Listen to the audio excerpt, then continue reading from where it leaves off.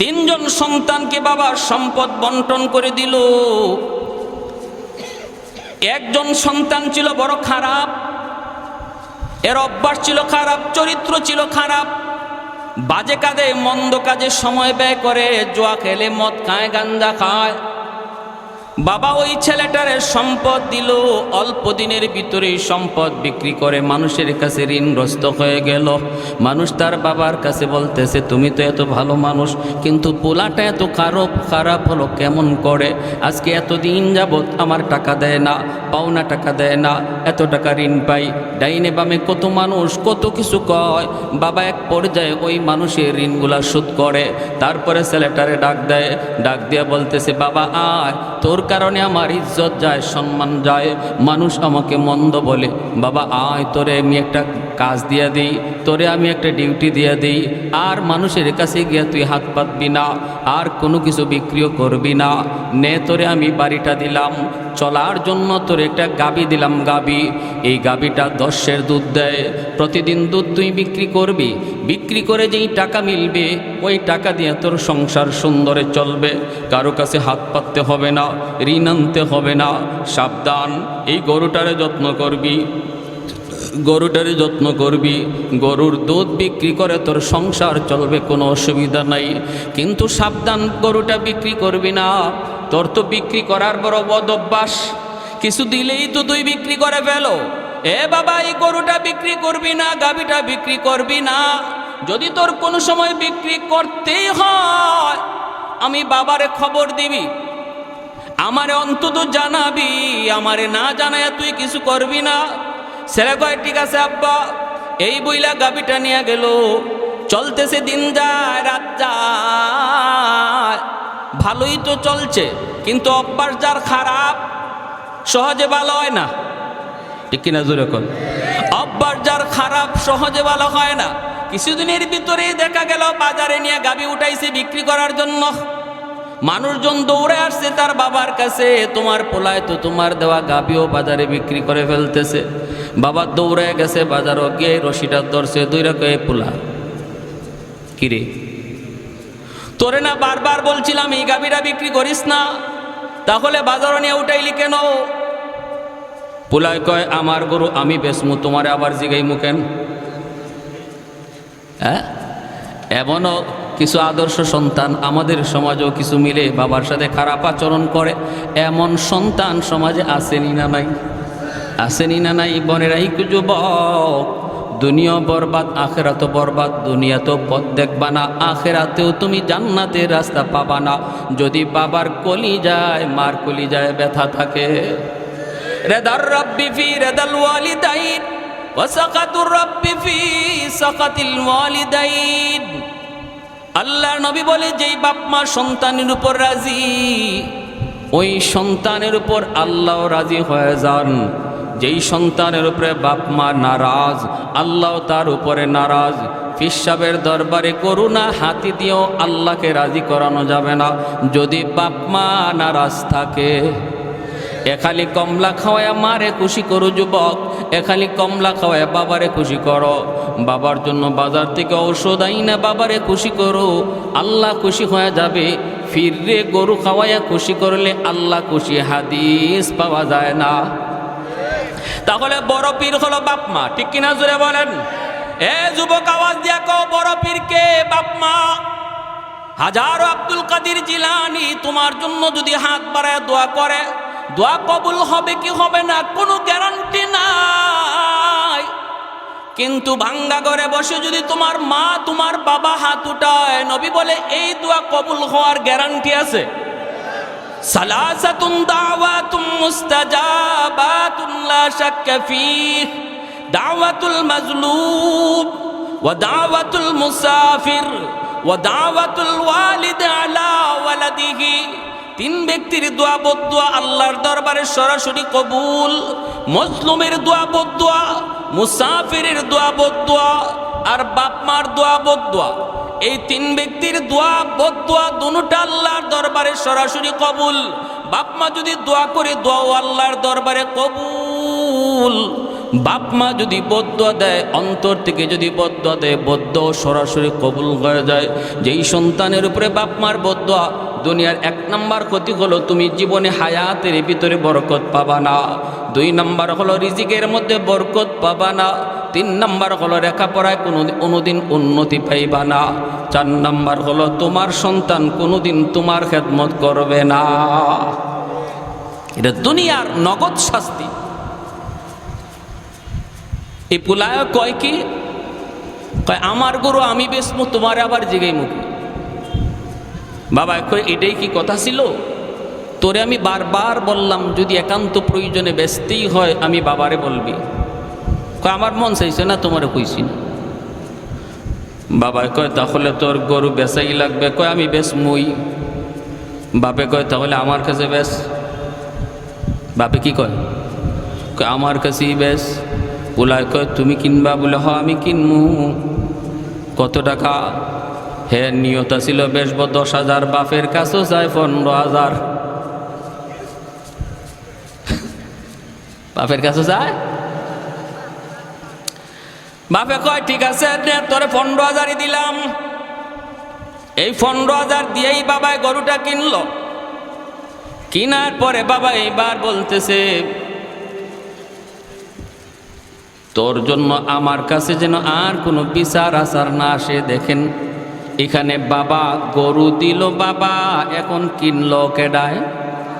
কেন কিনছে বাবায়? কারণ বাবায় দেখতেছে পুলায় গরুটা বেচতেছে আরেক জায়গায়। ঠিক তেমনি ভাবে আল্লাহ পাক রব্বুল আলামিন আমার আপনারে জান দিছেন, মাল দিছেন, দিয়ে আল্লাহ বলছেন তুমি এইভাবে চালাও, জানটারে এইভাবে চালাও, মালটারে এভাবে খরচ করো। এখন দেখা যায় আমরা ওই পোলার মতো আমার মর্জি মতো জান আরেক জায়গায় বিক্রি করে ফেলতেছি, মাল আরেক জায়গায় বিক্রি করে ফেলতেছি। তখন আল্লাহ কয় এরা বান্দা রাখ রাখ রাখ, তুই যখন বেচবি আমি আল্লাহর কাছে বেচ, আমি তোর জানমাল কিনে নিলাম। সুবহানাল্লাহ। বিনিময়ে তোমার জান্নাত দিলাম, জান্নাত কিনলাম ঠিক, কিনার পরে আবার তোর কাছে দিয়া দিলাম। কিনছি আমি, কিন্তু ভোগ করার অধিকার দিলাম তোমারে। এই দেহর দ্বারা, এই জানের দ্বারা, মালের দ্বারা যত উপকার লাভ করা যায় তুমি করো, আমি আল্লাহ লাগবে না। তুমি এই দেহ দ্বারা, এই মাল দ্বারা, জান দ্বারা উপকৃত হও। যদি তুমি আমাকে আমার দেওয়া, আমার কিনা ওই জানমাল আমার মর্জি মতো চালায়া তুমি কবরে যাইতে পারো আমারে বুঝ দিয়া, আমার মাল আমারে বুঝ দিয়া যদি কবরে যাইতে পারো, আমি আল্লাহ তোমার মাল তোমারে সঠিকভাবে বুঝাই দিব। আর একটু জোরে সুবহানাল্লাহ। ভাইরা আমার, এজন্যই তো যুবক আজকের মাহফিল যুবকদের দ্বারা আয়োজন। যুবক এই রবিউল আউয়াল মাসে তুমি তোমাকে এইভাবে প্রস্তুত করো, আমি আমার জান, আমি আমার মাল নিজের মর্জি মতো ব্যয় করব না।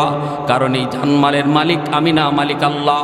যেই জিনিসের মালিক আমি না, মালিক আরেকজন, কিন্তু দখলে আমার। এই জিনিসের নামই হলো আমানত। আমানত কাকে বলে? যেই জিনিসের মালিক আমি না কিন্তু দখলে আমি। এই সমস্ত জিনিস হলো আমানত।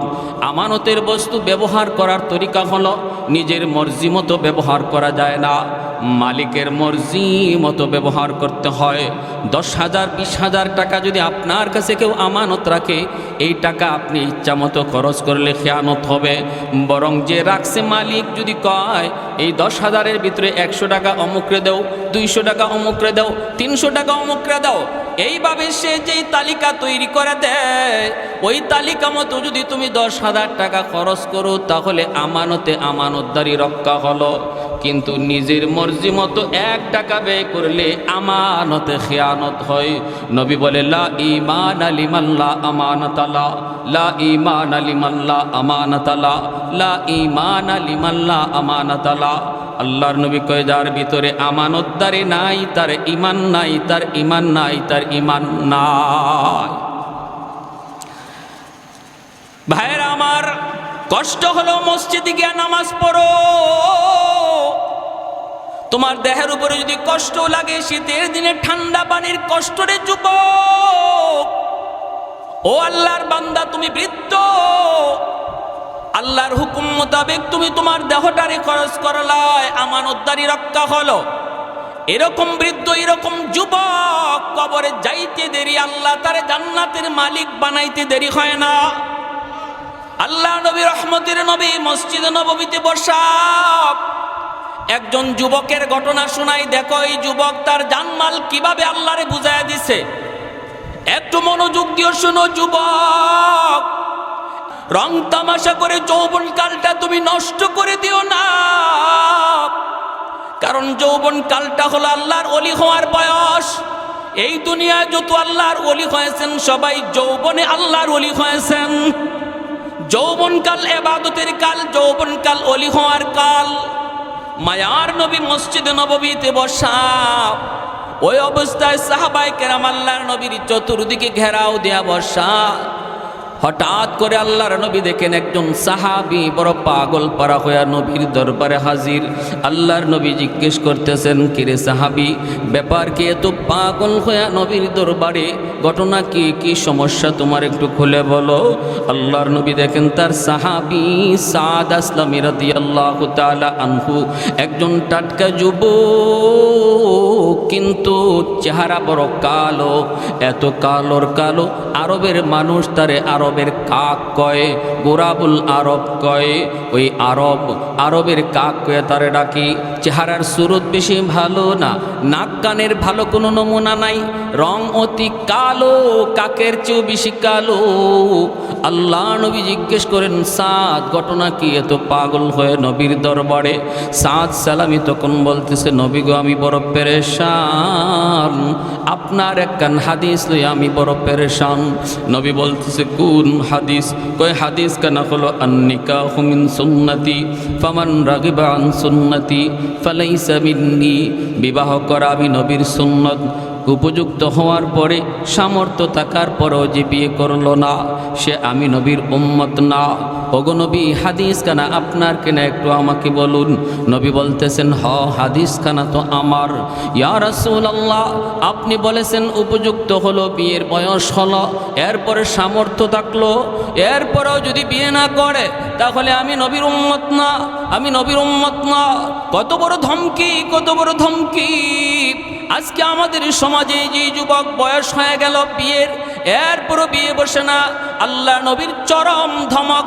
যেই যুবক উপযুক্ত হয়েছে বিয়ে করার, এরপরও বাপ মা তারে বিয়ে করায় না, মায়ার নবীর ধমকি, ফালাইসা মিন্নি, ফালাইসা মিন্নি, সে আমি নবীর উম্মত না।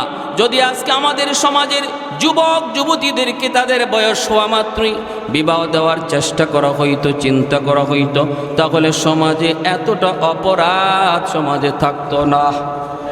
আর একটু জোরে কোন ঠিক কিনা? ইয়া মাশারাশ শাবাব মান ইসতাতা মিনকুমুল বাআতা ফালিয়াতাযাওয়াজ ফাইন্নাহু আগাদ্দু লিল বাসার ওয়া আহসানু লিল ফারাজ। নবী বলে, আরে যুবক, কাল করে শুনো, বয়স হয়ে গেল তোমার বিয়ে করার, এরপরও যদি বিয়ে না করো, আমি নবী বললাম বিয়ে করো, করার দ্বারা তোমার চোখটা নত হয়ে আসবে, লজ্জাস্থানের হেফাজত হবে।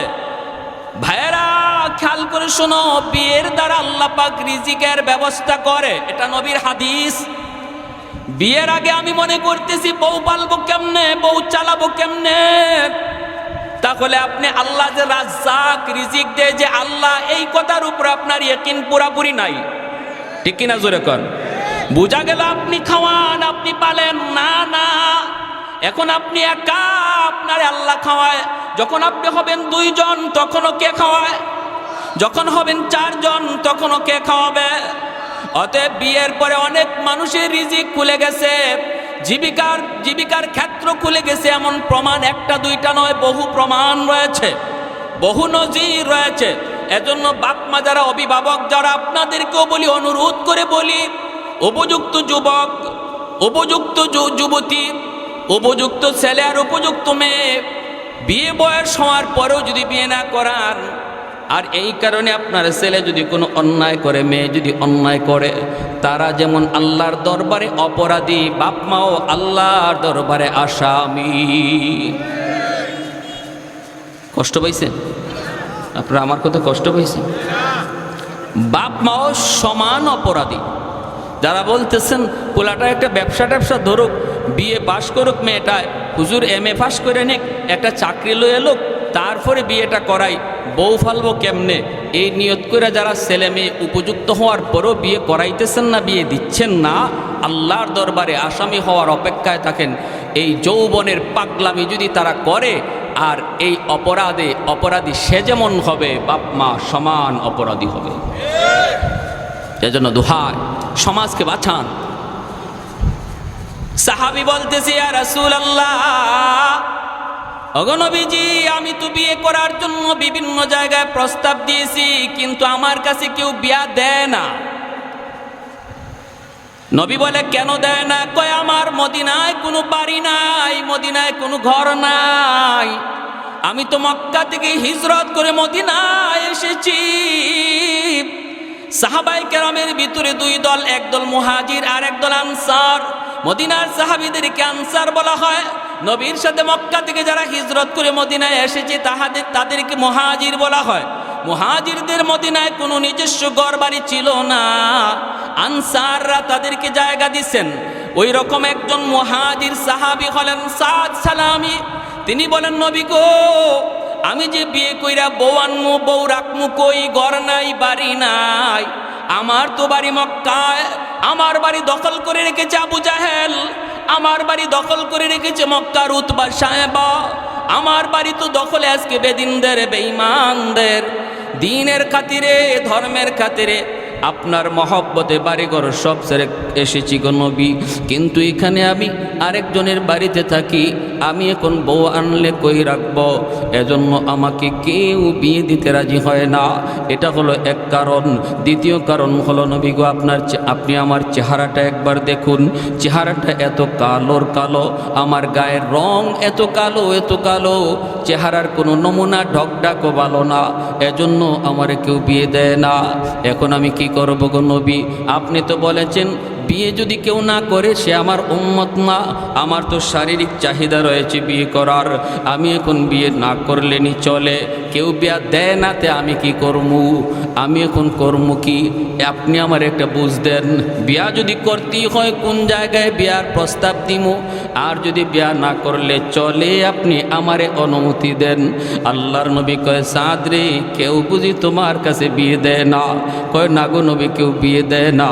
আল্লাহর নবী কয়, যাও, আমি নবী তোমারে পাঠাইলাম মদিনার অমুক একজন জমিদার, নতুন মুসলমান হয়েছে, তার একমাত্র একটা মেয়ে আছে, জমিদার, সম্পদের কোনো অভাব নাই, মেয়েটাও এত সুন্দর, মদিনার মানুষ তারে হুরে মদিনা কয়া ডাকে, মদিনার হুর, মদিনার হুর, এত সুন্দরী, এত সুন্দরী।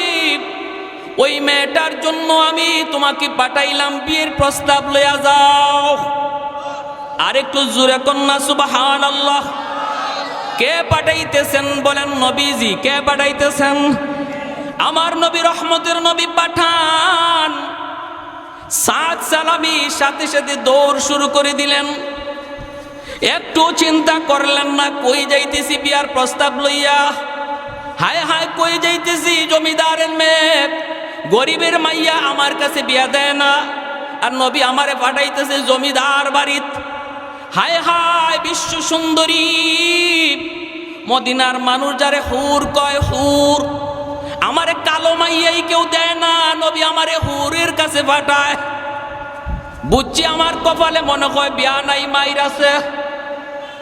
আমরা হইলে কত চিন্তা করতাম, ঠিক কিনা? আমরা হইলে মনে মনে ভাবতাম, বুঝছি নবী আমাকে নিজের দরবার থেকে কেমনে তাড়ায়া দেব, এইভাবে না তাড়ায়া যাও মিয়া, কেউ বিয়া দেয় না, তে আমি কি করমু? এই কথা নবী না বইলা কোনো একটা শুরুতে হয়তো আমাকে দরবার থেকে ভাগাইছেন, এমনটা আমরা হলে ভাবতাম।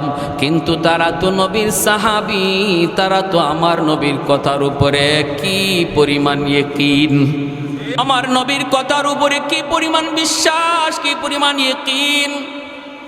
জীবন যাবে তবুও নবীর কথা ফালাইতে পারেন না সাহাবীরা, ঠিক কিনা? জান যাবে তবু আমার নবীর কথা ফালানো যাবে না। সাদ সালামি দৌড় শুরু করে দিলেন বিয়ার প্রস্তাব লইয়া। মাঝখানে সাহাবীরা পাইছে কিরে সাদ এত পাগল হয়ে কই যাও? সাদ সালামি বলতেছে আমি বিয়ার প্রস্তাব লইয়া যাই। সাহাবীরা কয় কার বাড়িতে যাও? কয় অমুকের বাড়িতে। সাহাবীরা কয় কসকি বেটা কার লাগি বিয়ার প্রস্তাব? কয় আমার লাগি।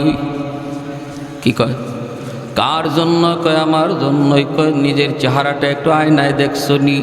নিজের চেহারাটা একটু আয়নার সামনে দেখছো নি? সাদ সালামি কয় দেখছি তো। কয় তাহলে কোন সাহসে তুমি হুরে মদিনারে বিয়ে করতে যাও? একটু কি ভয় লাগে না? গেলে পরে তুমি বিয়ার প্রস্তাব দিয়া বাড়ি থেকে ফিরতে পারবাইনি নাকি ওখানে বাইন্দা তৈব? এটাও তো একটু তোমার হিসাব করা দরকার। সাদ সালামি কয় আমি তো বিয়ার প্রস্তাব দেই নাই, প্রস্তাব দেওয়াইছেন দ্বীনের নবী, মায়ার নবী। আর একটু জোরে সুবহানাল্লাহ। হুরে মদিনার বাড়িতে গিয়া বিয়ার প্রস্তাব দিয়া উনি আইবার ফারছে না ফারছে না এটা শুনবার ইচ্ছা আসেনি আপনাদের? কার কার আছে একটু হাত উঠে আল্লাহরা দেখান একটু জোরে। নারে তাকবীর, নারে তাকবীর, দ্বীন ইসলাম। মাশাআল্লাহ। প্যারে হাজরিন হাত নামান। এইবার দেখা যায় সাহাবীরা কয় কও কি তুমি আল্লাহ নবী তোমারে পাঠাইছেন, তাহলে দ্রুত যাও, কপাল তোমার খুলছে। দৌড়ায় যায় হুরে মদিনার বাড়িতে হাজির। বাবা নতুন মুসলমান হইছে, বাড়ির সামনে দামি একটা ইজি চেয়ারের মধ্যে বাবা বসা, জমিদারের মতো স্টাইল।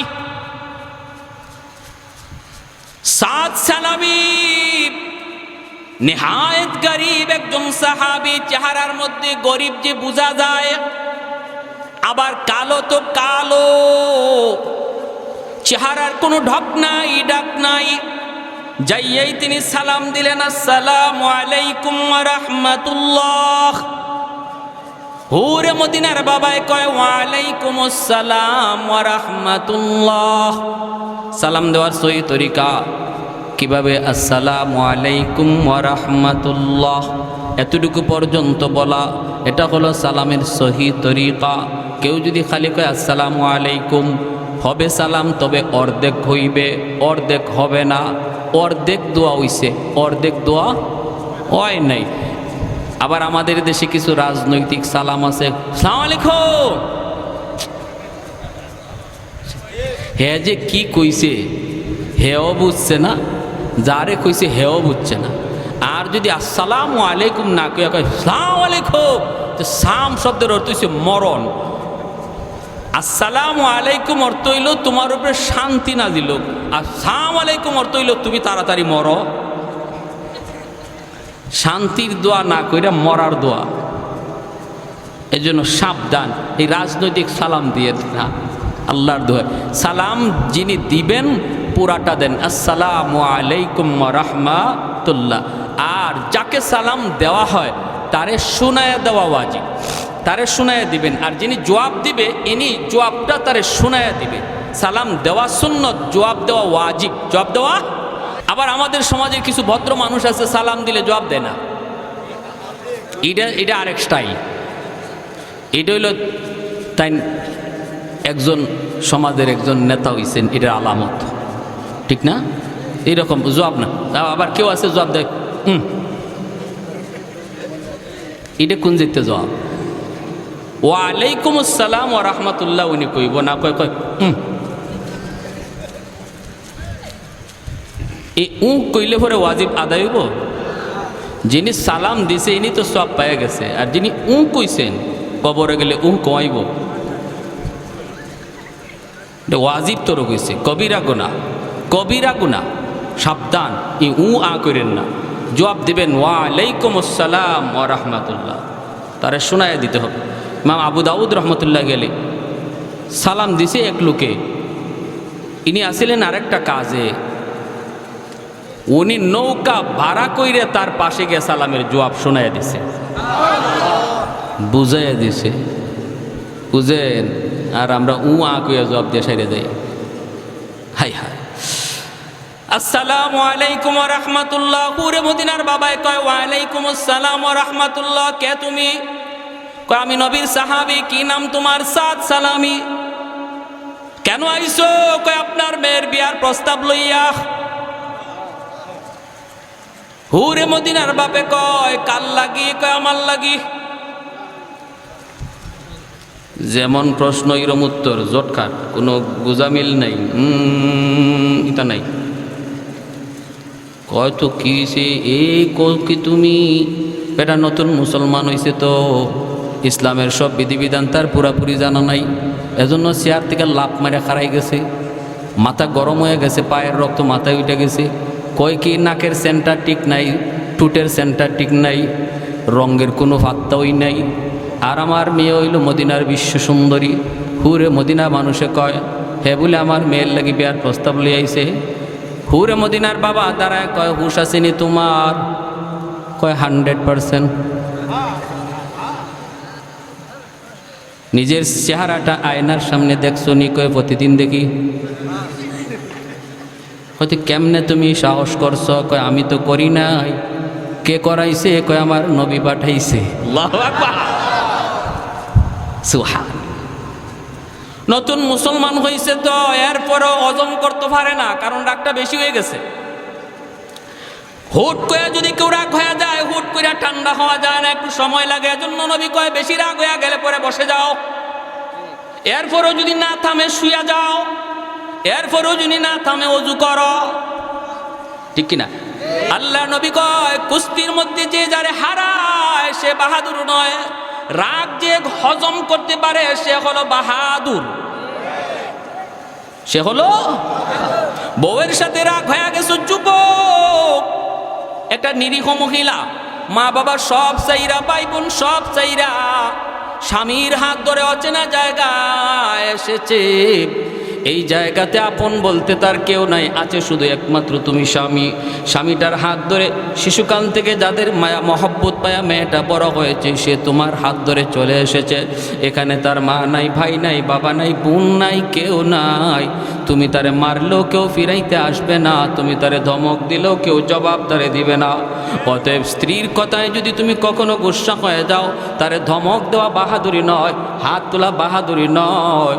নবী কয় গুসাটারে যদি থামাইতে পারো তুমি বাহাদুর। তুমি একজন আদর্শ স্বামী, তুমি আদর্শ স্বামী। স্ত্রীর সাথে যদি হজম করতে পারো, মহিলা মানুষ বাঁকা হাড় দ্বারা সৃষ্টি, একটু কথাবার্তা একটু তেরা বেড়া হইবই, এটা তোমার হজম করাটা হলো বাহাদুরি। ঠিক কিনা? হজম করাটা হলো বাহাদুরি। একটু চিন্তা করে দেখো, যদি আল্লাহ সিস্টেম পাল্টাইয়া দিত যে বিয়ার পরে বউ জামাইয়ের বাড়িতে যাওয়া না, জামাই বিয়ার পরে বউর বাড়িতে গিয়ে থাকতই, যদি ইসলামের সিস্টেমটা এমন হইতো আর ওই বাড়িতে আপনি একা একা থাকতেন আর এরকমভাবে কথায় কথায় আপনারে কেউ ধমকাইতো, তাইলে কেমন লাগতো? দুই একটারে খুন করে রাতের অন্ধকারে আইতেন আপনি, ঠিক না? দেখতেন দুই একজন খতম হয়ে গেছে, এরপরে আপনি আইতেন, নাইলে যাইতেন গাবাই দিয়া। এই জায়গায় একজন মহিলা, সে এখানে কত আর হজম করবে? চোখের পানির ফুটা যদি রাতের অন্ধকারে ফালায়, আল্লাহর আদালতের ফাইলে জমা হবে, কারণ সে মাজলুম, সে এখানে নিরীহ, তার সাপোর্ট নেওয়ার কেউ নাই, তার পক্ষ নেওয়ার এখানে কেউ নাই, কারণ তার রক্তের কেউ এখানে নাই। অতএব যদি পাক করে গিয়ে এক ফোঁটা চোখের পানি ফালায়, মনে রাখো স্বামীরা, আল্লাহর আদালতে তুমি সবচেয়ে বড় আসামি হবে স্ত্রীর মামলায়। যে সমস্ত স্বামীরা স্ত্রীর মামলায় আল্লাহর আদালতে আসামি হবে, সহজ না মুক্তি পাওয়া। মা বাবার মামলায় যে সন্তান আসামি হবে, সহজ না মুক্তি পাওয়া। সাবধান, মানুষের মামলা দুনিয়াতেই ডিসমিস করেন, আল্লাহর আদালতে নিয়ে কেউ উঠেন না। এটা বড় খতরনাক এক আদালত, যে আদালতে ঘুষ দেওয়ার কোনো সিস্টেম নাই। দুনিয়া জজ সাহেবরে ঘুষ দিতে পারবেন, উকিল একটা না 10টা ধরতে পারবেন, হাসরের মাঠে আল্লাহরে ঘুষ দেওয়ার ক্ষমতা আসেনি, ফোন করার সিস্টেম আসেনি। জজ সাহেব, অত নম্বর মামলা, অত নম্বর আসামি, আমার হালার ঘরের দুলাবাই গোলের বাতিজা, আসেনি না নাই? মন্ত্রীর বাতিজা, মন্ত্রীর দুলাভাই, মন্ত্রীর শালা, এই ধরনের কথা কয়ে কত মামলার কত আসামি খালাস পেয়ে যায়। আল্লাহর আদালতে আসেনি সিস্টেম এই ধরনের ফোন করার কোন সিস্টেম? আমার ভাইরা বন্ধুরা, জন্য যুবক, ওই আল্লাহর বান্দা গুসা হয়ে গেছে অনেক, ডাক দিয়া বলতেছে, রে সাদ, নবীর উপর ঈমান এনেছি, আল্লাহর নবীর সব কথা মানি, কিন্তু এই কথাটা মানতে পারলাম না, কারণ আমি আমার মেয়ের বাবা, আমি তার ওলি, আমি তার অভিভাবক। আর ইসলামের বিধান হলো অভিভাবক যারে পছন্দ করে, যেখানে পছন্দ করে সেখানে বিয়ে দিবে। অতএব আমি আমার মেয়েকে তোমার কাছে বিয়ে দিতে পারি না, যাও তুমি আমার বাড়ি থেকে বের হয়ে যাও। এই বইলা সাদ সালামীকে হুরে মদিনার বাবা বাড়ি থেকে তাড়ায় দিছে। এনিও মনে কষ্ট নিয়ে চলে আসতেছেন। বলুন তো দেখি, কেউ যদি বলে আমি নবীর আশিক কিন্তু নবীর কথা মানি না, এ আশিক না বাটফার? আরো জোরে, আরো জোরে। কেউ যদি কয় আমি নবীর আশিক, মিছিলের আগে থাকে, জিলাপির আগে খায়, কিন্তু মুখে নবীর সুন্নত দাড়ি নাই, এ আশিক না বাটফার? আমি কইছি না, আপনারা আমার রাস্তাতে আবার আটকেন না। বাপরি মিছিলের আগে লাঠি লইয়া হাজির, মিলাদুন নবী পালন করো, সিরাতুন নবী লাথি মারো, নাউজুবিল্লাহ জোরে কোন। সিরাতুন নবী আমার নবীর জীবনের 40 বছরের পরের অংশটাকে সিরাতুন নবী বলে, আর 40-এর আগের অংশটাকে মিলাদুন নবী বলে। নবীর জীবনে ওহী নাজিল হইছে 40 বছর বয়সে, ঠিক কিনা? ওহী নাজিল হইছে, কোরআন নাজিল হইছে 40-এর পরে। তাহলে আপনি কোরআন যদি পাইতে হয় নবীর 40 বছরের পরের জীবন নিয়ে আলোচনা করলে কোরআন পাবেন, নামাজ পাবেন, হজ পাবেন, যাকাত পাবেন, হালাল পাবেন, হারাম পাবেন, পর্দা পাবেন, যাবতীয় বিধি বিধানগুলি আপনি সিরাতুন নবীর ভিতরে পাবেন। অতএব সিরাতুন নবী আলোচনা করার বিষয়, সিরাতুন নবী পালন করার বিষয়, সিরাতুন নবী আলোচনা করা পালন করা ফরজ। আর মিলাদুন নবী, নবীর জন্ম থেকে নিয়ে 40 পর্যন্ত কোরআন পাওয়া যায় না, কারণ 40-এর আগে নবীর কাছে কোরআন নাজিল হয় নাই। এই জীবনের পাট্টার নাম হলো মিলাদুন নবী, আলোচনা করা সওয়াবের কাজ, আলোচনা করা নফল বন্দেগীর সওয়াব। কিন্তু সিরাতুন নবীর আলোচনা করা ফরজ, মিলাদুন নবীর আলোচনা করা নফল। এখন যদি কেউ কয় আমি নফল মানি ফরজ মানি না, হে যেন লঙ্গি খুললা ফাগরি বলল, ঠিক কিনা? হুজুরে এত সোয়াব কইছে ফাগরি পরার, তাহলে কপালে যা আছে লঙ্গি খুললা ফাগরি পরিলিমু। হ্যাঁ, সতর ফরজ, লঙ্গি পরা হইল ফরজ, ফাগরি পরা হইল নফল। হে নফলের লাগি ফরজ ছেড়ে দিছে। যারা মিলাদুন নবী মানে, সিরাতুন নবী মানে না, এরাও নফল লইয়া ফরজ ছেড়ে দিছে, ঠিক কিনা? ঠিক কিনা ভাইরা আমার? জন্য বলতেছি যুবক, একটু মনোযোগ দিয়ে শোনো। আবেগের নাম ইসলাম নয়, আবেগের সাথে হুঁশ থাকা লাগবে, শরীয়তের বিধিবিধান থাকা লাগবে, ঠিক কিনা? আমার নবী, রহমতের নবী, মায়ার নবীর আগমন কুল কায়নাতের জন্য আনন্দের বিষয়, এটা ভালো কথা। আমরাও নবীর আগমনে খুশি, কিন্তু একই তারিখে যে আবার নবী ইন্তেকালও করছেন। 12 তারিখে নবী আইছেন, এই 12ই রবিউল আউয়াল নবী বিদায় নিছেন। তাহলে এখন কি করবা? দিনের অর্ধেক দিন আনন্দ করবা, অর্ধেক দিন তো কান্না করার কথা। হ্যাঁ, আপনার একই দিনে যদি ছেলে হয়, একই দিনে বাবা মারা যায়, ছেলে হইছে আবার বাবাও মারা গেছে, এখন ছেলে হওয়ার আনন্দ, এটা কি ঠিক থাকবে? ঠিক থাকবে না। বাবা মারা গেছে, মনটা খারাপ হয়ে যাবে, আনন্দ নষ্ট হয়ে যাবে, ঠিক কিনা? আমার নবী এই দিন আসছেন, কিন্তু নবী যে এই দিনও বিদায় নিছেন, এই দুঃখ তোমরা কোথায় রাখলা? এই কষ্ট রাখছো কই? হ্যাঁ, জিলাপির পাগল।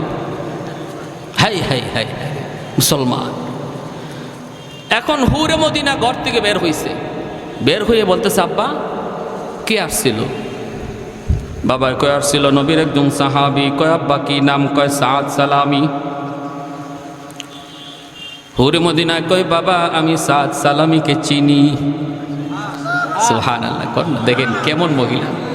কয় আব্বু আমি সাদ সালামিকে চিনি। আল্লাহ নবী কয় কেমন চিনো? কয় আব্বু আমি ভালো করে চিনি, ইনার মদিনায় কোনো ঘর নাই, বাড়ি নাই, ইনি একজন মুহাজির সাহাবী, আমার নবীর সাথে হিজরত করে মদিনা আসছে। ও বাবা আমি তারে চিনি, অনেক কালো, অনেক কালো, তার মতো কালো আরবে কেউ নাই, এত কালো। এজন্য আরবের মানুষ গুরাবুল আরব কয়, আরবের কাক। এমনি বাবা কয় মারে তাহলে তুই আমার মনের ব্যথাটা বুঝবি। মা তুই কত দেখি এমন একটা মানুষ আইছে তোমার জন্য বিয়ের প্রস্তাব নিয়া, মা আমি কেমনে সেটা সই, আমার রক্ত মাথায় উইটা গেছে। আমার মেয়ে হলো মদিনার সবচেয়ে সুন্দরী, আমার মেয়ে হলো হৌরে মদিনা যার উপাধি, আমি হলাম মদিনার একজন জমিদার, আর আসছে একজন মানুষ যার মদিনায় ঘর নেই বাড়ি নেই, আবার চেহারা সুরতের কোনো ডক নাই ডাক নাই। মা একটু বলতো আমি কেমন করে তার প্রস্তাবটা মেনে নিই, আমি তো ধমক দিয়ে বের করে দিছি। এমনি মেয়েটায় কয় আব্বু কী করছো তুমি? কয় ধমক দিয়ে বের করছি, ওই যে দেখ যায়। এমনি হুরে মদিনায় কয় আব্বু একটা কথা তোমারে জিজ্ঞেস করি গো আব্বু, তুমি কি সাদ সালামিরে জিজ্ঞেস করেছ এই সাদ কার দরবার থেকে এসেছি? বাবা কো তুমি কি তারে জিজ্ঞেস করেছো সাদ কার কাছ থেকে এসেছে? একটু জিজ্ঞাইছো নি? বাবা কো মারে আমি জিজ্ঞাইছি, নবীর দরবার থেকে এসেছে। ও বাবা তুমি কি তারে জিজ্ঞাইছো বিয়ের প্রস্তাবটা কে দিছে, সে নিজে না নবী দেওয়াইছেন? বাবা কন নিটেও জিজ্ঞাইছি, সে নিজে দেয় নাই, নবী দেওয়াইছেন, নবী প্রস্তাব দেওয়াইছেন। এমনি হুরে মদিনা কান্না শুরু করে দিছে, চোখের পানিটা মুছে আর কয় বাবা গো তুমি সর্বনাশ করে ফেলেছো, বাবা তুমি ডাকাতি করে ফেলেছো গো বাবা। আমার নবী যদি সাদ সালামিকে পছন্দ করে থাকেন, আমার নবী যদি এই বাড়ির জামাই হওয়ার জন্য সাদকে পছন্দ করে থাকেন, তাহলে নতুন করে তুমি সাদের পরিচয় আমার কাছ থেকে নাও। ও বাবা আমি সাদকে চিনি, এই আরবের মধ্যে সাদের যে সুন্দর আরেকজন যুবক আরবের ভিতরে না। এমনি বাবা কই মা তুমি কও কি? একটু আগে তুমি কইলা তার কালো তো কালো, জমের কালো, চেহারা সুরত একদম ভালো না, এখন তুমি বলতেছো বিশ্ব সুন্দর। মা তোমার এই বক্তব্য পাল্টাইলা কেন? মেয়ে তখন বলতেছে বাবা গো তুমি এখনো বুঝো নাই, আমার রহমতের নবী সরওয়ারে দু জাহান যেই চোখ দিয়া এই বাড়ির জামাই পছন্দ করেছেন, এই চোখের চেয়ে সুন্দর চোখ দুনিয়াতে আল্লাহ কাউরে দেয় নাই। আমার নবীর আল্লাহ যে চোখ দিছে, এত দামি চোখ দুনিয়ার কাউরে আল্লাহ দেয় নাই, দেয় নাই, দেয় নাই। অতএব বাবার নবীর চোখ দিয়া যেই জামাই পছন্দ, যেই পাত্র পছন্দ, এর চেয়ে উপরে পছন্দ করার মতো কোনো মহামানব আল্লাহ জমিনে কাউরে বানাই নাই। বাবা তুমি মস্ত বড় ভুল করে ফেলেছো, তাড়াতাড়ি করে তুমি যাও নবীর দরবারে, যায় বলো এই বিয়েতে আমি রাজি, তুমিও রাজি, তাড়াতাড়ি করে যেন পাত্র সাজায় গোছায় নবী যেন পাঠায় দেয়, পাঠাইতে দেরি বিয়া হইতে দেরি হবে না। আরেকটু জোরে সুবহানাল্লাহ। तकबीर में कलमा में नमाजों में अज़ा में, तकबीर में कलमा में नमाजों में अज़ा में, है नाम ये लाही से मिला नाम मुहम्मद, है नाम ये लाही से मिला नाम मुहम्मद। महबूब ने कहा सल्ले अला नाम मुहम्मद, आको की जिया दिल की जिला नाम मुहम्मद, आको की जिया दिल की जिला नाम मुहम्मद। একটু জোরে আল্লাহু আকবার। বাইরে ঘটনা পরে আরো অনেক সিরিয়াস, সব ঠিক, এরপরও কিন্তু বিয়াটা হয় নাই, এরপরও সব ঠিক, এরপরও বিয়াটা হয় নাই। কার কার শুনবার ইচ্ছা হাত উঠে আল্লাহর একটু দেখাও। আল্লাহ তুমি প্রতিটা হাতকে কবুল করো, জোরে বলি আমিন, আর একটু জোরে বলি আমিন। ভাইয়েরা আমার, বাবা দৌড় শুরু করেছে নবীর দরবারে। বাবাই কইতেছে মারে তুই আমার ঘুম ভাঙায় দিলি, আমি তো ঘুমাইছিলাম, আমি বুঝি নাই রে মা, বুঝি নাই, তুমি আমার ঘুম ভাঙায় দিছ। এই বইলা বাবা দৌড় নবীর দরবারে যায় বলতেছে ইয়া রাসূলুল্লাহ সাদ সালামি নবীকে যে খবর পৌঁছানোর আগেই হুরে মদিনার বাবা নবীর কাছে পৌঁছে গেছে। আল্লাহ নবীর কাছে এই খবর সাদ পৌঁছাইতে পারেন নাই, এর আগেই হুরে মদিনার বাবা যায় হাজির। বলতেছে, নবী গো, আপনার সাহাবী সাদ সালামিকে আপনি জামাই বানায় পাঠায় দেন, বিয়েতে আমার মেয়ে প্রস্তুত, আমার মেয়ে বাসের ঘরে সেজে সুজে বসা আছে, পাঠাইতে দেরি হবে, বিয়ে হতে দেরি হবে না। আল্লাহর নবী, রহমতের নবী, সাহাবায়ে কেরামদেরকে ডাকলেন, সাহাবীরা কে কোথায় আছো, তাড়াতাড়ি করে তোমরা জমা হও, তোমাদের ভাই সাদ সালামি জমিদার বাড়িতে বিয়ে করতে যাবে। খালি হাতে কেমন করে যায়, জমিদার বাড়িতে বিয়ে করতে যাবে, একটু চাঁদা কালেকশন করো, তোমরা কিছু সাহায্য করো। সাহাবায়ে কেরাম তারা একত্রিত হয়ে গেলেন, যে যা পারতেছেন সাহায্য করছেন, বস্তা ভরা টাকা হয়ে গেল। সাহাবীরা একজন আর একজনের দিকে তাকায়, আবার সাদের দিকে তাকায় মুস্কি হাসে। সাহাবীরা কয়, সাদ রে, কেমন চান কপাল লইয়া আইসু, প্রিন্সের মতো আমাদের এক একজনের চেহারা, এরপরও হুরে মদিনাকে বিয়ে করার স্বপ্ন দেখতে পারি নাই, আর তোমার চেহারা তোমার কাছেই ভালো লাগে না, তবুও তুমি হুরে মদিনা পায়া গেছো, কেমন চান কপাল লইয়া আইসো। জোরে কন্যা সুবহানাল্লাহ। ভাইরে, এর জন্য মনে রাখবা, যে সমস্ত পুরুষেরা খুব সুন্দর পুরুষ, সুটাম দেহের পুরুষ, চেহারা বড় সুন্দর, কালো বউ পাইছেন, আফসোস কইরেন না, কারণ এটা তকদিরের ফয়সালা। হ্যাঁ, আর যারা বউ পাইছেন খুব সুন্দর, নিজে খুব কালো, শুকরিয়া আদায় করেন। কি আদায় করেন? এটা কে মিলাই দিছে? বস্তা ভরা টাকা নিয়ে সাদ সালামি মনের আনন্দে রওনা দিছে বিয়ে করার জন্য, বাজার করবে বাজার। মনের ভিতরে কত আনন্দ, বাজারে গিয়ে মনের আনন্দে তিনি সদাই কিনলেন, অলংকার কিনে ফেললেন, শাড়ি কিনে ফেললেন। ওই অবস্থায় মনের আনন্দে ঘোড়ার পিঠে মাত্র উঠছেন, তিনি ঘোড়ার পিঠে উইটা তিনি রওনা দিবেন। এইদিকে হুরে মদিনার বাড়িতে অসংখ্য অগণিত মানুষের আনাগোনা, জমিদার মানুষ, মদিনার ভিআইপি মানুষগুলাকে তিনি দাওয়াত করেছে, আবার হুরে মদিনা বান্ধবীদেরকে দাওয়াত করে এনেছি। রম রম করতেছে পুরা বাড়িটা, মানুষই গিজগিজ করতেছে, সবাই অপেক্ষায় নতুন জামাই আসবে।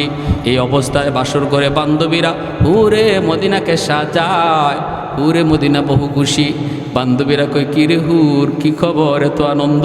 কয়, আমার স্বামীকে পছন্দ করছে জাননি, পছন্দ করছেন সরওয়ারে দু জাহান, রাহমাতুল লিল আলামিন, এজন্য আমি মহা খুশি।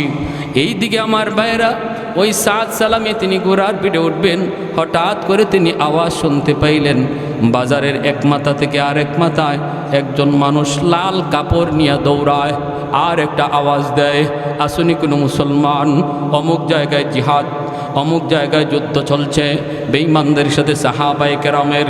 ওই যুদ্ধে মুসলমান পরাজিত হওয়ার পথে মুসলমানের রক্ত ঝরছে, আসুনি কেউ মুসলমানের সাহায্যে তুমি যুদ্ধে যাবা, আসুনি কেউ নবীর আশিক তুমি যুদ্ধে যাবা, মুসলমান পরাজিত হওয়ার পথে। আওয়াজটা যেই মাত্র সাদ সালামির কানে আসলো, সাথে সাথে ঘোড়ার লাগাম ধরে তিনি ঘোড়া আটকায় দিলেন। এইবার নিজের মনরে জিজ্ঞেস করেন, রে সাদের মন, একটু বল তুই কোন দিকে যাবি? একদিকে বাসর ঘর, মদিনার সবচেয়ে সুন্দরী তোর অপেক্ষায় বসা, তোর জন্য হাজারো মানুষ অপেক্ষায়, অন্যদিকে তোর মুসলমান ভাই রক্ত ঝরছে জিহাদের ময়দানে। এ সাদ, একটু বল, তুই কি বাসর করে যাবি নাকি গলা কাটতে জিহাদের ময়দানে যাবি? নিজের মনরে যখন প্রশ্ন করেছেন, তখন সাদের মন জবাব দেয়া কয়, রে সাদ, আমার নবী বলেছেন, আল মুসলিমুন কাজাসাদিন ওয়াহিদ, ইনিস্তাকা আইনু ইস্তাকা কুল্লুহু, সমস্ত মুসলমান একটা দেহের মতো। দেহের কোনো একটা অঙ্গ আঘাত পাইলে যেমন সারা দেহে আঘাত অনুভব হয়, পৃথিবীর কোনো প্রান্তে কোনো মুসলমানের কান্নার আওয়াজ যদি শুনো, মনে করবা এটা তোমার নিজের কান্না। পৃথিবীর কোনো প্রান্তে কোনো মুসলমান ভাইয়ের রক্ত ঝরে, নবী বলেন, মনে করবা এটা তোমার গায়ে রক্ত ঝরছে। তুমি যদি পৃথিবীর কোনো প্রান্তের কোনো শিশু বাচ্চার কান্নার আওয়াজ শোনো, মনে করবা তোমার সন্তানটা কাঁদতেছে। যদি এইভাবে নিজেরে প্রস্তুত করতে পারো তবে তুমি মুসলমান। সাদের মন বলতেছে, রে সাদ, বাসর ঘর বড় নয়, আমার নবীর হাদিসটা হলো বড়। সাদ রে, আমার মন বলে না, বাসর করে যাওয়া যায় না, জিহাদের ময়দানে যেতে হয়। সাথে সাথে তিনি ঘোড়াটা দৌড়াইয়া বাজারে আইসা পৌঁছলেন। সদাইগুলি আবার মালিককে বুঝাইয়া দিচ্ছেন, টাকাগুলি ফেরত নিতেছেন। দোকানদার কয়, ভাই আপনি কি বিয়া করবেন না? ইনি বলতেছেন, না, টাকাগুলি ফেরত দাও, আমি এই টাকা দিয়ে একটা তেজি ঘোড়া কিনবো আর একটা ধারালো তলোয়ার কিনবো। যেই টাকা দিয়ে অলংকার কিনেছিলাম অলংকার, এই টাকা দিয়ে তেজি ঘোড়া কিনবো আর তলোয়ার কিনবো। ওই টাকা দিয়ে তিনি একটা ঘোড়া কিনলেন, একটা তলোয়ার কিনলেন। কিনে সাদ সালামি ঘোড়া যেখানে যাওয়ার কথা, ওই বাসর ঘরের দিকে, বিয়ে বাড়ির দিকে, সেই বিয়ে বাড়ির দিকে ঘোড়া না ফিরায়া তিনি জিহাদের দিকে ঘোড়া ছুটাইয়া দিলেন। জিহাদের দিকে ঘোড়া নিয়ে দৌড়ান। এইদিকে হাজারো মানুষ তার অপেক্ষায় বিয়ে বাড়িতে। তিনি জিহাদের ময়দানে ঢুকে একটা আওয়াজ দিলেন, এরে দুশ্মনের দল, আমি সাদ চলে এসেছি, যার অপেক্ষায় আজকে হুরে মদিনা। অসংখ্য অগণিত বিয়ের আসরে আমার অপেক্ষা। আমি সেই কুরবানি, সেই আসর কুরবানি দিয়া ময়দানে এসেছি। আমার তলোয়ারের নিচ থেকে একটা বেঈমানরেও আমি জীবিত যাইতে দেব না। এই বইলা তিনি তলোয়ার চালানো শুরু করে দিলেন। আমার ভাইয়েরা, তার তলোয়ারের ভিতরে আল্লাহ ওই পরিমাণ শক্তি দিয়েছিলেন, এক একটা তলোয়ারের ঘুরানি দেন, শয়ে শয়ে দুশ্মনের কল্লা আলাদা হয়ে জমিনে পড়ে যায়। এক একটা ঘুরানি দেন, দুশ্মনের শয়ে শয়ে কল্লা জমিনে পড়ে যায়। দুশ্মন দিশেহারা হয়ে গেছে, মুসলমান পরাজিত হওয়ার পথে ছিল। সাহাবায়ে কেরাম আবার তারা ঘুরে দাঁড়াইছেন, ঘটনা কি? আমাদের সাহায্যে কে আসলো রে, কে আসলো? সাহাবায়ে কেরাম তারা ঘুরে দাঁড়াইছেন। আর দুশ্মনগুলি ভাগতে শুরু করলো। যাবার সময় দুশ্মনরা কয়, যার কারণে আজকে আমাদের পরাজয়, এর কি জিন্দা চাইর না, সব বাদ দিয়ে ওরে আগে হত্যা করো। বৃষ্টির মতো তীর মারতে আরম্ভ করলো। প্রতিটা তীর আমার নবীর সাহাবীর গায়ে লাগলো, প্রতিটা তীর গায়ে লাগলো, চালনির মতো জাজরা হয়ে গেছে। মুসলমানের বিজয়কে নিশ্চিত কইরা সাদ সালামি ওই ময়দানে নবী নবী করতে করতে শহীদ হয়ে গেছে। মুসলমানরা বিজয় দৌড়ে আসলো। কে সেই মহামানব? আসমান থেকে আল্লাহর পক্ষ থেকে বুঝি সাহায্য এসেছে, কিন্তু না, চেহারা দেখে সবাই আল্লাহু আকবার কয়ে চিৎকার দেয়। সাহাবীরা কয়, এ তো আমাদের সাদ সালামি, আজ তো তার বিয়ের আসরে যাওয়ার কথা। আমরা মদিনায় তার জন্য চাঁদা কালেকশন করে দিয়ে আসলাম, আমরা নিজেরা তার জন্য চাঁদা তুললাম। আজকে তার জীবনের সবচেয়ে আনন্দের দিন, তার জীবনের সবচেয়ে আনন্দের দিন। সাদ তো মনে করে বিয়ের আসরে যায় নাই, আমাদের সাহায্যে যুদ্ধে চলে এসেছে। একজন সাহাবী কাঁদতে কাঁদতে মদিনায় নবীর দরবারে হাজির। আমার নবী মসজিদে নববীতে বসা। সাহাবী কান্দে আর কয়, নবী গো, অমুক যুদ্ধে আমরা বিজয় লাভ করেছি। আল্লাহ নবী কই, বিজয় লাভ করেছো তো আবার কান্দো কেন? সাহাবী চোখের পানি মুছে আর কই, নবী গো, আমাদের বিজয় নিশ্চিত করেছে আপনার সাহাবী। নবী গো, আমার সাহাবী কে? আপনার সাহাবী সাদ সালামি। আল্লাহ নবীর চোখ দিয়ে দর দর করে পানি পড়তে শুরু হলো। নবী নিজেও কান্দে আনার বলেন, সাহাবীটা তুমি কও কি, আমার সাদ তো আজকে বিয়ের আসরে যাওয়ার কথা, আজকে তো হুরে মদিনার সাথে তার বিয়ে হওয়ার কথা। কয়, নবী গো, আপনার সাহাবী বিয়ের আসরে যায় নাই। ওগো নবী, জান মাল আল্লাহর রাস্তায় আল্লাহর কাছে বিক্রি, এর প্রমাণ পেশ করেছে, নজরানা পেশ করেছে।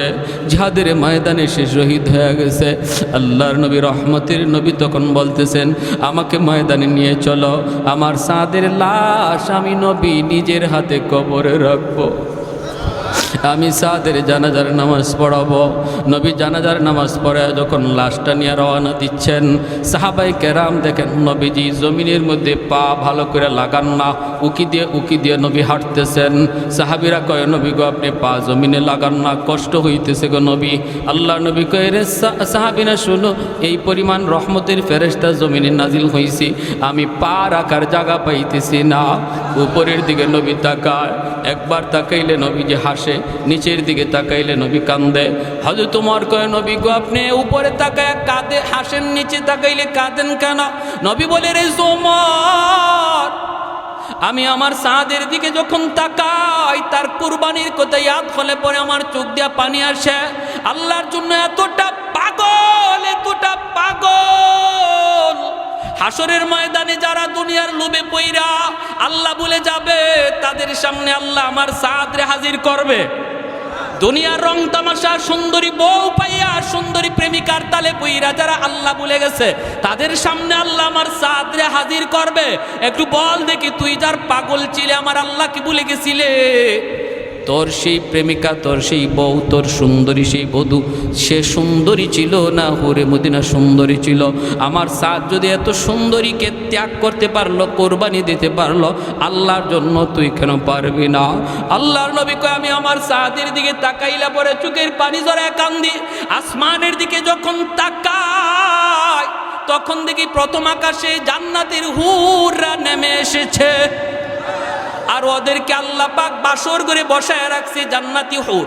জান্নাতি হুরদের হাতে আমি মেহেদি দেখেছি, জান্নাতি হুরদের হাতে আমি অলংকার দেখেছি।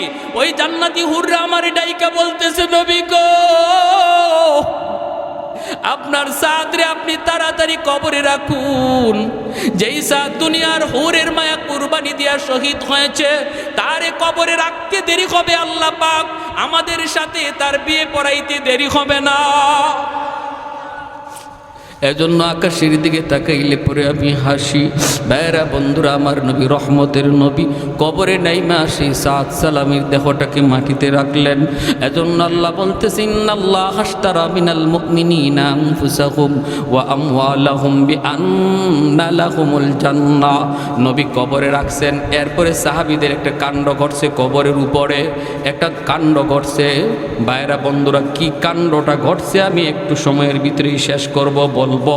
এর আগে শুধু একটা আবদার করি, বলুন, একটু আওয়াজ দিয়ে বলুন, আমার জান আর মালের মালিক কে?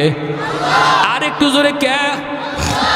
অতএব আল্লাহরে খুশি করতে যদি আমার জান দিতে হয়, অথবা আমার জানরে একটু কষ্ট দিতে হয়, নামাজ পড়তে যদি একটু কষ্ট হয়, ওযু করতে যদি একটু কষ্ট হয়, টাকা পয়সা আল্লাহ রাস্তায় দান করতে যদি একটু কষ্ট হয়, আল্লাহরে খুশি করতে কারা কারা রাজি হাত উঠে আল্লাহরে দেখা। আল্লাহ তুমি প্রতিটা হাতকে কবুল করো, জোরে বলি আমিন। আর একটু জোরে বলি আমিন। একজন ভাই বলেন, আল্লাহর ঘর মসজিদের জন্য, আল্লাহরে খুশি করার জন্য নিজের মাল থেকে কিছু টাকা আল্লাহর ঘর মসজিদে দিবেন। দেখি কে সবার আগে হাতটা ওঠায়। কি লাগবো কি মসজিদের জন্য? বারান্দার কাজটা বাকি, লাগবে কি? সিমেন্ট লাগবে, রড লাগবে, ইট